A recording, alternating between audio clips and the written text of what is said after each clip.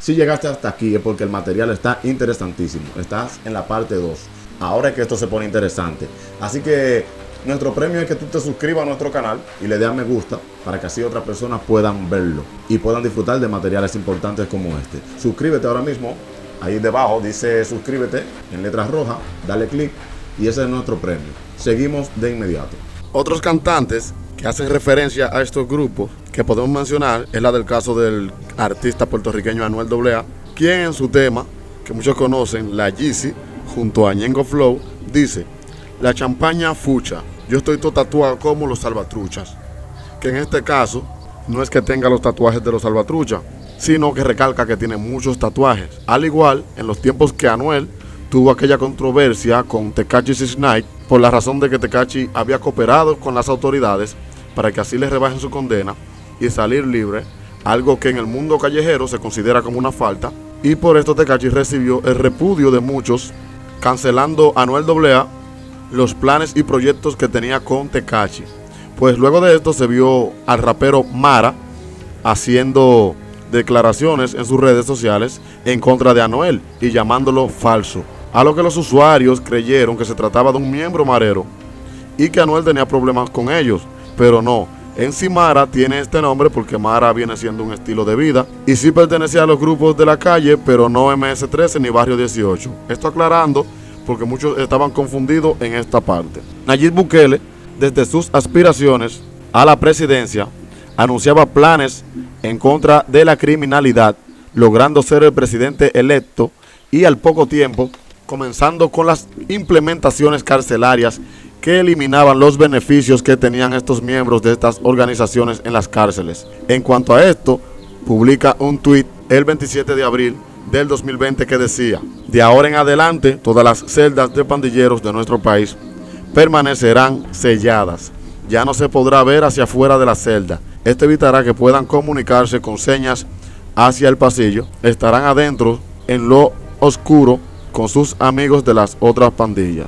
Más en la calle, seguimos capturando a todos los cabecillas de los tres grupos, refiriéndose a los MS-13 y las dos divisiones de Barrio 18. Ellos irán a esas celdas selladas. El que ponga resistencia será abatido con fuerza proporcional y posiblemente letal por nuestra fuerza pública. Inmediatamente los grupos se vieron acorralados, ya que sus homeboys y demás miembros iban a pasar unos malos días, y ya lo están pasando. De inmediato, líderes de Barrio 18 sureños salieron a los medios y redes sociales a reclamar sus derechos y aclarar que le han bajado al índice de casos oscuros para así cooperar con la finalidad del gobierno.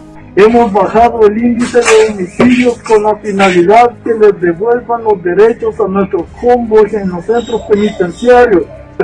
Asimismo, le hacemos el llamado a los letras: capten el mensaje, ya que si ustedes son los que han elevado el índice de homicidios, están en el ojo del huracán y habrá repercusiones.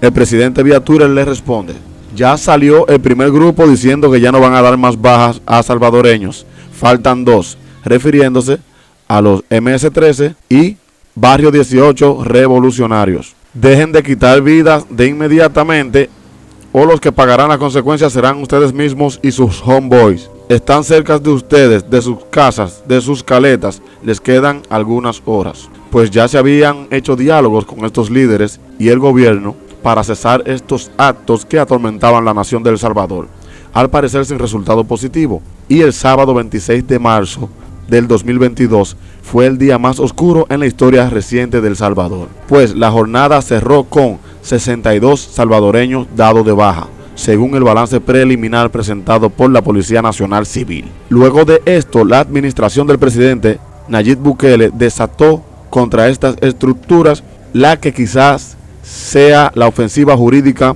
mediática, policial y militar más intensa desde que echaron raíces en la sociedad a los inicios de los 90.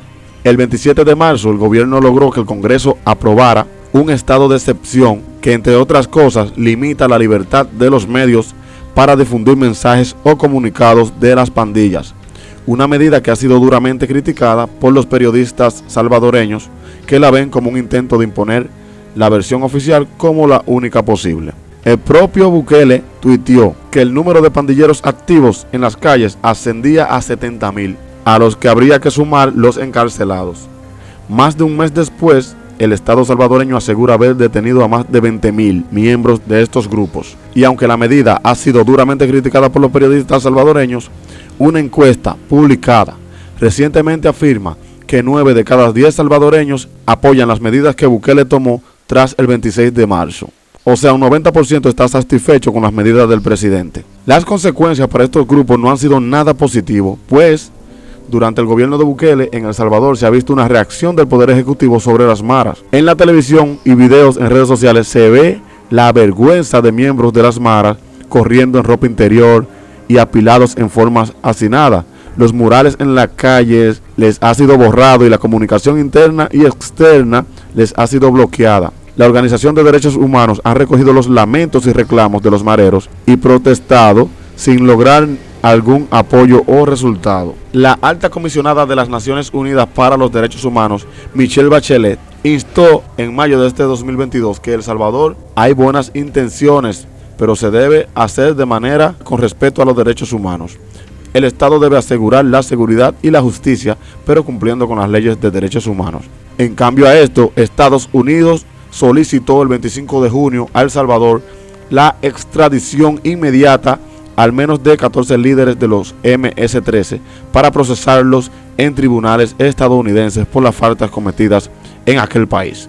Patrick Ventrell, encargado de los negocios de la Embajada de Estados Unidos en El Salvador, dijo que estos grupos son increíblemente peligrosos y han causado un daño devastador en muchas comunidades en El Salvador y Estados Unidos, principalmente entre la diáspora salvadoreña. Los tratos en los recintos de detención son tan estrictos que durante una audiencia de Aristide Dionisio Humansor, alias El Cirra, cabecilla del MS-13, solicitó agilizar su salida hacia una cárcel norteamericana. ¿Recuerdan la gran lucha que tenía el patrón de Colombia, que muchos conocen, contra la extradición hacia los Estados Unidos? Pues El Cirra se le estaba dando un trato tan poco cómodo que solicitó su extradición, pues El Cirra ya no quiere enfrentar la justicia salvadoreña, ahora que ya no tiene ningún beneficio, y su estadía en la cárcel se ha convertido en un verdadero castigo. El Cirra se encuentra en una cárcel de máxima seguridad donde cumple una condena de 33 años impuesta en el año 2000 por los actos cometidos. Pero ¿qué pasaba antes que estos grupos dominaban el país a su antojo? En los tiempos que no había control, refiriéndonos antes del gobierno actual de Bukele, estos grupos controlaban los barrios o colonias. Los agentes Lagura no los atrapaba porque estos controlaban la zona, y de ser atrapados pues el castigo era mínimo, ya que las cárceles al igual eran controladas por estos y tenían un poder de mandato y beneficios de comida, visitas, lujos, etc. Al igual se dice que muchos de los líderes de estos grupos estuvieron ligados a partidos políticos, lo que les facilitaba poder hacer las cosas a su antojo, cosa que ahora le está saliendo difícil. Supuesta y alegadamente estos grupos pudieron hacer alianzas con algunos partidos, pues imagínense que tengas varios bandos a tu favor, con algunas negociaciones, teniendo en cuenta que hay más de 70.000 mareros actualmente según Bukele, y que cada uno de estos inste a sus familiares a votar por X partido. Era una gran alianza, por esto antes era normal ser marero caminando por las calles sin ningún problema. Recientemente, un caso específicamente el 28 de junio, fue el de la baja de 3 agentes en Santa Ana, El Salvador. Una cuestión lamentable y sorprendente que hizo que el presidente de El Salvador, Nayib Bukele, a los pocos minutos se refiriera públicamente sobre el asunto, haciendo advertencia a estos grupos, diciéndoles lo siguiente. Un mensaje importante que queremos enviarle a las pandillas es de que esto no va a quedar así y que van a pagar caro por estos 3 héroes que dieron su vida para proteger a la población. No estamos combatiendo angelitos, estamos combatiendo al mismo demonio. Estoy casi seguro que es casi motivo de celebración para algunos en las ONGs y en algunos medios de comunicación, amigos de las pandillas. Hay algunas polémicas encontradas a causa de que se considera muy fuerte el régimen de excepción, ya que el presidente ha dicho que tal vez un 1% sea inocente, por lo que hay varios casos. En mi opinión, la identificación por tatuajes de estos grupos ha sido uno de sus errores, por lo que muchos, sin cometer alguna falta, pagarán, como es el caso de muchos deportados que pagaron en Estados Unidos y no quisieron pertenecer más a estos grupos, pero ya están tintados o hoy son recluidos. El caso es que solo por tener los tatuajes han sido apresados. Por ejemplo, Smiley está escondido en algún rincón del occidente salvadoreño. Su libertad está amenazada desde que la madrugada del 27 de marzo el Congreso de El Salvador decretara el régimen de excepción. Smiley, es su sobrenombre para proteger su identidad, asegura no pertenecer a estos grupos, pero se oculta de las autoridades porque lleva tatuadas las iniciales de la MS-13. Smiley dejó de ser un miembro activo de la MS-13 hace 11 años, cuando fue deportado desde Los Ángeles, aunque los tintados sigan en su piel. En Estados Unidos pagó 6 años de cárcel. Cuando volvió a El Salvador, no le gustó el modo de operar de su grupo y prefirió vivir tranquilo, aseguró a BBC Mundo desde su celular. Hasta hace 3 semanas vendía paletas o helados en la calle, pero ahora ya no sale a trabajar, no puede.